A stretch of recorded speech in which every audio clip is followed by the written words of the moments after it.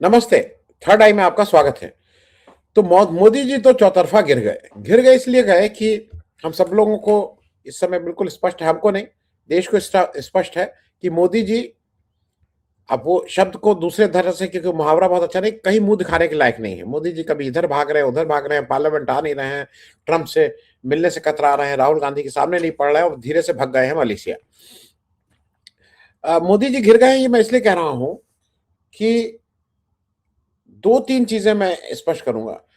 लेकिन मोदी जी का घिरना, मेरे ख्याल में कोई भी नेता घिर जाए, राहुल गांधी घिर जाए, मोदी जी घिर जाए, कोई भी नेता घिर जाए, उस नेता का करियर अच्छा बुरा हो सकता है। लेकिन आज मोदी जी जिस पद पे बैठे हुए हैं, जो मोदी जी जहां पे सिर्फ इतना ताकतवर बना लिए हैं, उससे मेरे हिसाब से नुकसान देश का हो रहा है।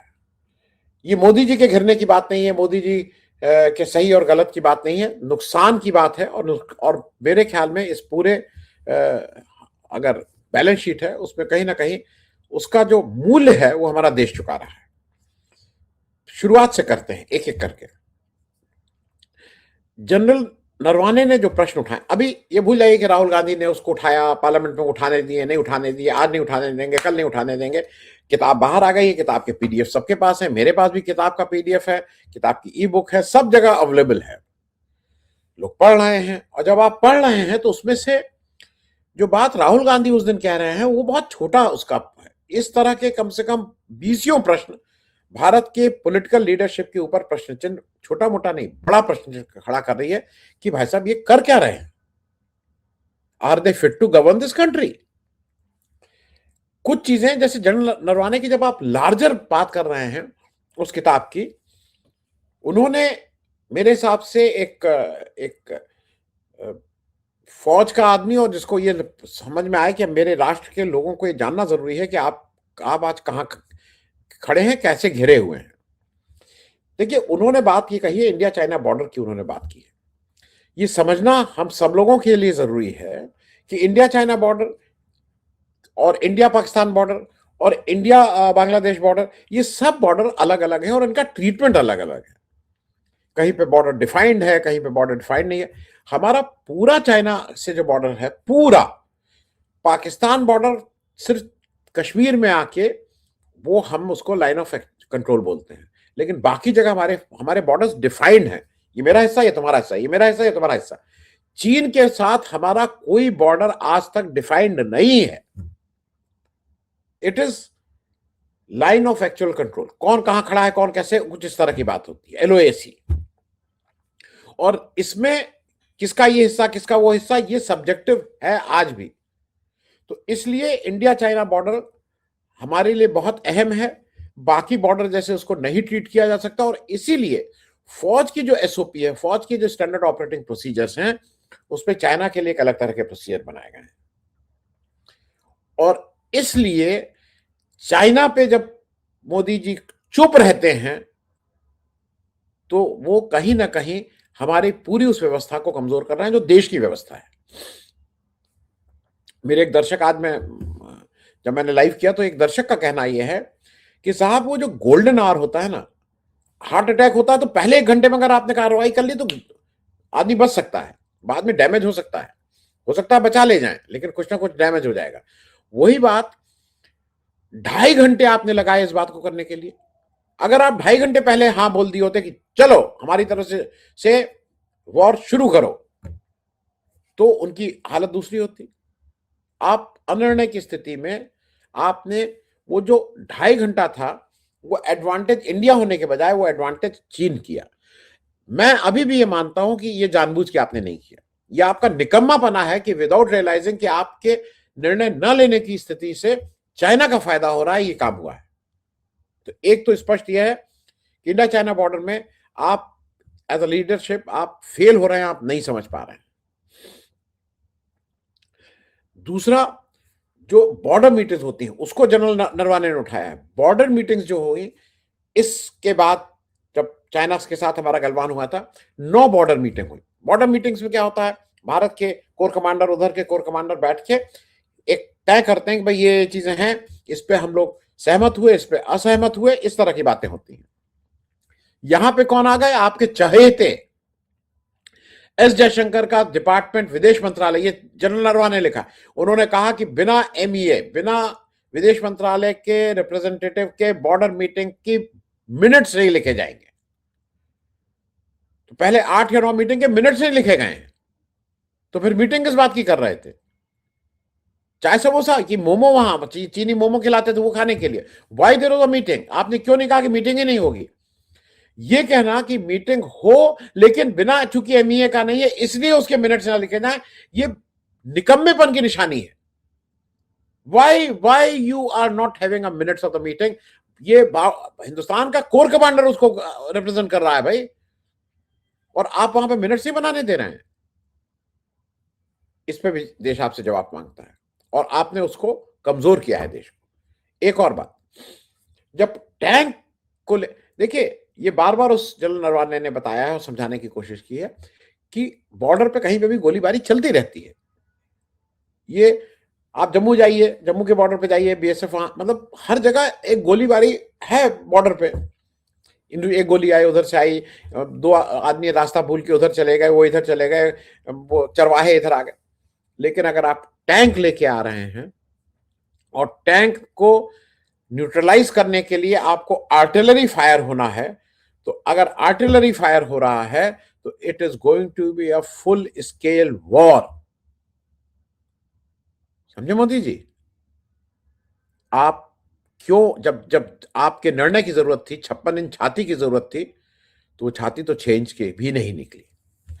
एक और, आपकी इस भूल की सजा, जो मैं इसलिए कह रहा हूं ना, ये घिर नहीं गए हैं, ये साफ है कि आपकी इस भूल की सजा इस देश ने दी है। यहां भारत की जमीन चली गई है। चाइना बॉर्डर डिफाइंड नहीं है, चाइना भाग के आ गया है आपकी टेरिटरी में। जब डिसाइड होता है कि हम लोग पीछे जाएंगे, तो चाइना कहता है हाँ हम भी 5 किलोमीटर पीछे, तुम भी 5 किलोमीटर पीछे। वो हमारी जमीन में आगे 5 किलोमीटर पीछे चला गया है। ये अजीब सी स्थिति है। आपने हमारी जमीन कब्जा करवाई है, देश का नुकसान हुआ है। ये आपने वैसा ही काम किया है जैसा नोटबंदी में आपने जिद करके किया था।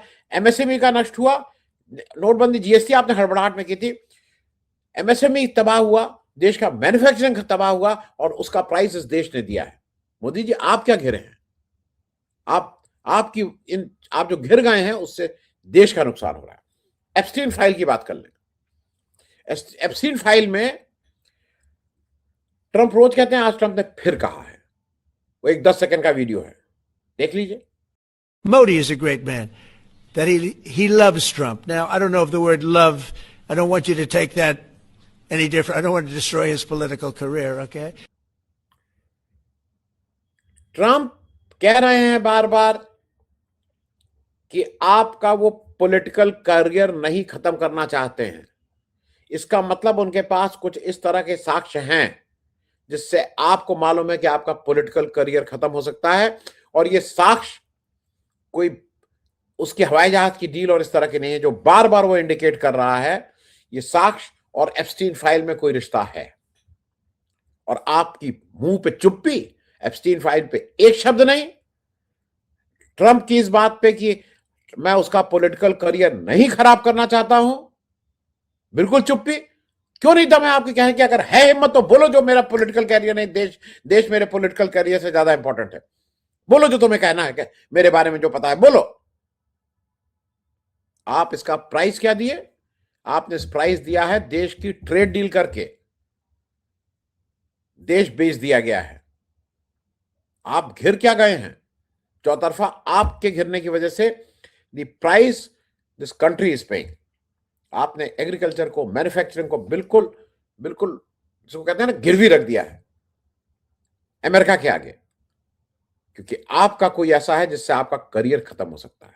और ये करियर आपकी कोई पॉलिटिकल मिस्टेक नहीं है, आपकी कोई ऐसी मिस्टेक है जिसको ट्रंप बार बार, आप बोलिए ना कि मेरी कोई ऐसी नहीं है, बोलिए ना एक बार कि ट्रंप ये क्या भाई बेवकूफी की बातें कर रहा हूं, मेरा करियर तुम्हारे उससे हूं, मैं इस देश के वोटर ने मुझे इस देश का प्रधानमंत्री बनाया है, तुम मेरा पॉलिटिकल करियर कैसे खत्म करोगे? ट्रंप पॉलिटिकल करियर खत्म कर सकता है, ट्रंप बार बार कह रहे हैं। और आप अपने मुंह पे चुप्पी लगाए।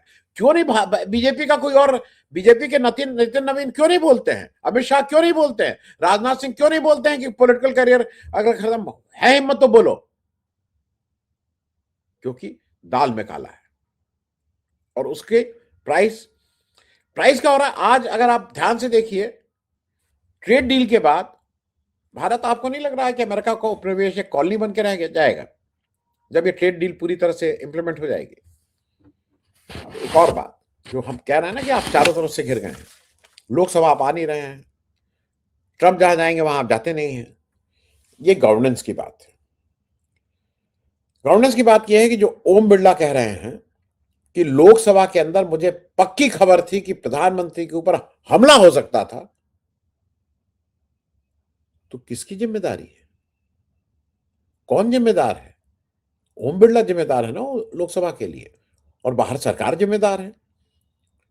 तो दोनों निकम्मे हैं, दोनों को अपने आप इस्तीफा दे देना चाहिए।